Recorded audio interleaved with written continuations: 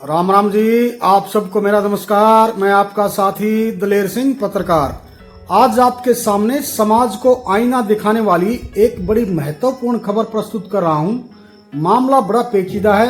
दरअसल एनसीआर की रहने वाली एक महिला, जिसको हरियाणा राज्य महिला आयोग के पंचकुला स्थित कार्यालय में हरियाणा राज्य महिला आयोग की चेयरपर्सन रेणु भाटिया के निर्देश पर पुलिस ने काबू किया है। उक्त महिला को पुलिस द्वारा काबू करने के बाद हरियाणा राज्य महिला आयोग की चेयरपर्सन रेणु भाटिया ने प्रेस वार्ता में उसके बारे में मीडिया के सामने जो खुलासा किया है वह बेहद गंभीर है और खासकर युवा वर्ग के लिए गहन मंथन करने का विषय है।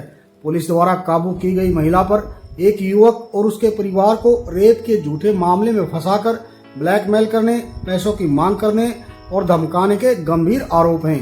आरोपी महिला एक होटल में खुद ही एक युवक से जान पहचान करती है और फिर उसके घर जाकर लगातार हंगामा करती रहती है। बुधवार सुबह भी युवक के घर जाकर उसने दोबारा हंगामा किया और परिजनों पर मानसिक दबाव बनाने की कोशिश की।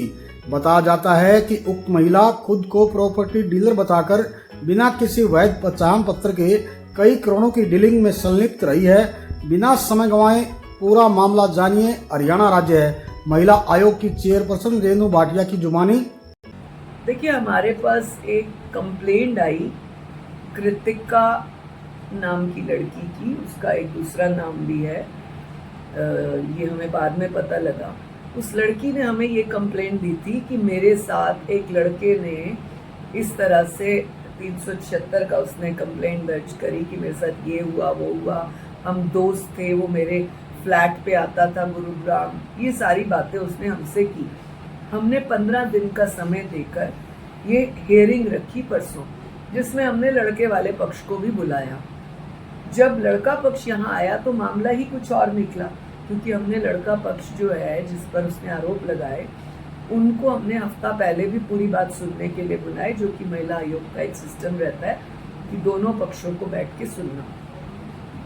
जब हमने उनको बुलाया तो स्टोरी कुछ और निकली। मालूम पड़ा कि ये लड़की उनसे, इनके बेटे से और 4 और लड़कों से दोस्ती हुई। ये जो ढाबा टाइप गुरुग्राम में बने हुए हैं या रेस्टोरेंट्स, बाहर बैठ के खाना वाना खाने के, ऐसे कोई छोले भटूरे टाइप्स की दुकान, उधर 4 लड़के बातें कर रहे। ये अपने आप बीच में चली गई और कहती है, तुम्हें देख के ना आज चारों को मुझे लगता है जैसे मुझे कॉलेज के दिन याद आ गए। तो अब कोई ऐसे बोलेगा तो लड़कों ने कहा अच्छा चलो। तो उसने कहा मैं तुम्हारे साथ बैठ जाऊं, तो ऐसे करके बैठ गई। अगले दिन फिर बच्चे तो रोज आते हैं, रोज बैठते हैं वहाँ, तो ये इस तरह से आने जाने लगी। धीरे धीरे इसने एक लड़के से मित्रता करी। जो इसकी इंटेंशन हमने समझी, इसने चारों दोस्तों में पैसे वाला लड़का कौन सा है, कौन सी गाड़ी पे आता है, कौन सा स्टाइल है, ये नोटिस किया और उस लड़के से मित्रता की। तो यहाँ से इनकी स्टोरी बढ़ी। देखिए, जब युवाओं के इस तरह के आज के माहौल में मित्रता होती है, फिर आना जाना, रहना, घूमना फिरना, ये लिव इन में बदल जाता है। और लिव इन के नाम पर उसने फिर इस तरह से कहा। और हमने इस 15 दिन की स्टोरी में, केस के बाद स्टोरी में जो हमने पूरा निष्कर्ष निकाला, ये लड़की उस लड़के के फ्लैट पे जाने लगी, ज़बरदस्ती करने लगी, लड़का इसे अवॉइड करने लगा कि रातों में नहीं आना। परंतु जो इनकी मित्रता चली वो मुख्य रूप से इस लड़की का मकसद पैसे निकालना था।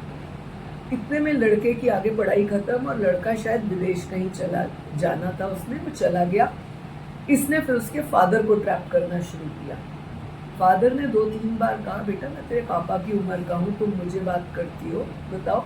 तब 4 लोगों की हाजिरी में दूर दूर खड़े करके इसके फादर ने ताज विवानता में उसके साथ फरीदाबाद के मीटिंग की और सारी रिकॉर्ड और सारा रखा। लेकिन ये बीच बीच में मैसेज करती थी कि मैं तुम्हें ऐसे नहीं छोड़ूंगी, पैसे फ्री में तो बिल्कुल नहीं, तू तो क्या, तेरा बाप भी मुझसे शादी करेगा, नाक रगड़वाऊंगी, all this kind of story. जहाँ से ये पता लगता है मित्रता, प्यार, दोस्ती कुछ नहीं था, ये इस तरह की ट्रैपिंग थी। और कुछ समय पूर्व इसने इनसे 1 करोड़ की डिमांड भी की थी। तो ये सब जब सामने मामला आया तो हमने इसको 12-15 दिन SHO को कह के, IO को कह के पूरा नज़र में रखा। इतने में ये लड़की इस लड़के के घर पे पूरी गली में जाने लगी, हर घर को नॉक करती, शोर करती, कार में बैठ के अनसंट बोलना, तो परिवार वाले भी दुखी थे। कल हमने जब इसको यहाँ से FIR दर्ज कर इसको SHO के हवाले किया, वही आज मुझे उस लड़के के फादर ने फ़ोन किया कि मैं सुबह 7 बजे अपने घर पहुँचा हूँ, 4 बजे यहाँ से 5 बजे निकल कर, या मेरी वाइफ घर में अकेली थी 4-5 बजे, तो ये लड़की यहाँ से हमारे ऑफिस से जाने के बाद भी लड़के के घर गई है, जबकि यहाँ पर बाद में 6 बजे एक्सेप्ट भी करके माफ़ीनामा लिख के सारा कुछ करके गई, बावजूद उसने उसके बाद ये हरकत करी। तो मुझे लगता है ऐसों के खिलाफ, जी हाँ, ऐसी तथाकथित महिला पर ठोस कानूनी कार्रवाई होनी चाहिए या नहीं होनी चाहिए, अपनी राय कमेंट में दीजिएगा। इसके साथ ही मेरा आपसे नम्र निवेदन है कि अपने इस न्यूज चैनल को ज्यादा से ज्यादा सब्सक्राइब करें और खबर को लाइक व शेयर भी अवश्य करें। धन्यवाद।